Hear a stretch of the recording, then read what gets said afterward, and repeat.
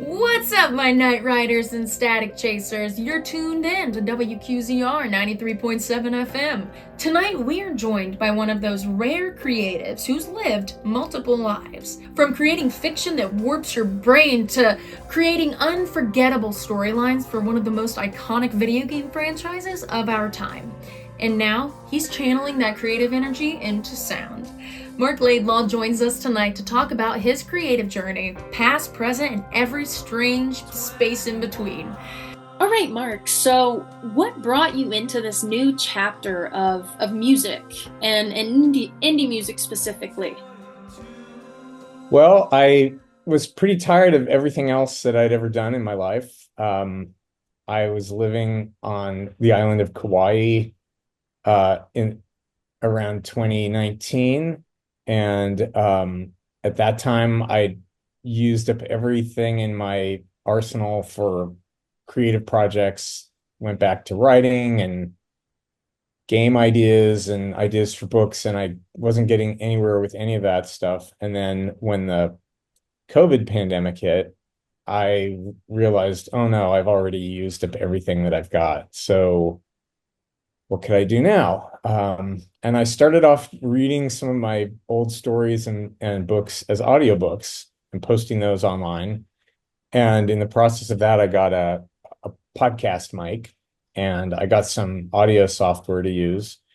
And I started jumping in with electronic music, which I had been a fan of ever since I was a kid. I was always into synthesizers and weird music like that, but especially when I was a kid, they cost as much as to buy a house. So it never occurred to me I could ever learn to play, get my hands on any of that. And but suddenly, here we are. You can get software emulators for all these synthesizers. You can buy little synthesizers yourself and start to experiment with this on your own. So that was just a new door opening for me that I'd always been interested in it, but I didn't really know that I could go through and start doing that myself. That takes a lot of willpower and a lot of, faith in yourself, I think, too, and exploration, which I love. That's great. Yeah. I think we tend to pigeonhole artists really quickly, and we see one thing from them. If we respond to it and we like it, then we just want more and more of the same.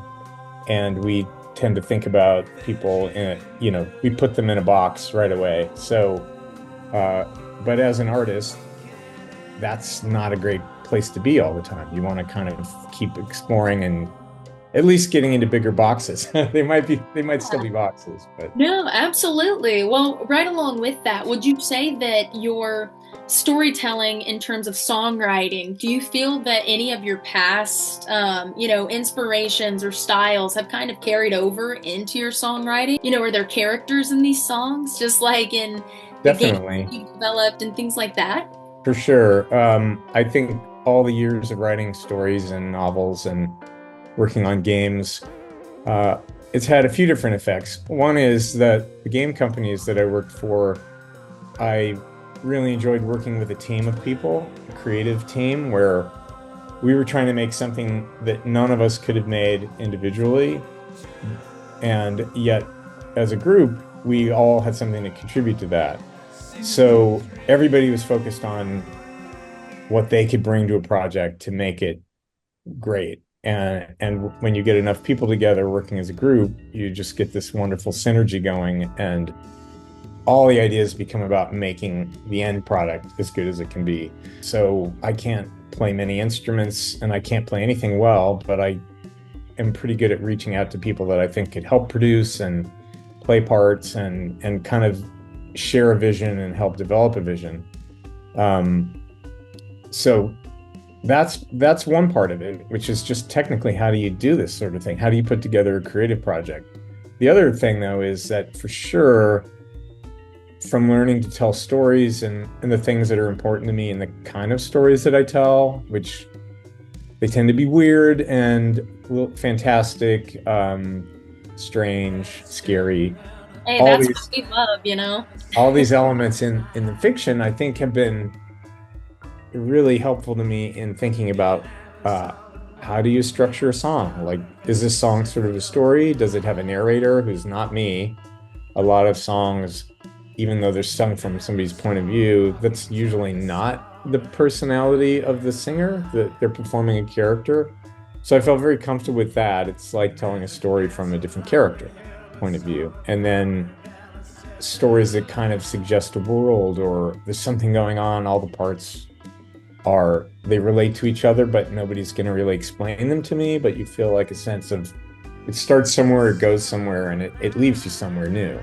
So I think all that, that's all a storytelling narrative fascination of mine. Even if I'm making something with no words in it, I feel like the way the sounds develop and the way the music tells a story can still be somewhat narrative. Like, how do I just make these stories happen in your head with sound? So, with that, I want to say if someone has never heard your music before, what kind of mood should they be in before they push play? I think you should be open to feeling a little strange. Like, Yeah? I, it, I feel like it will.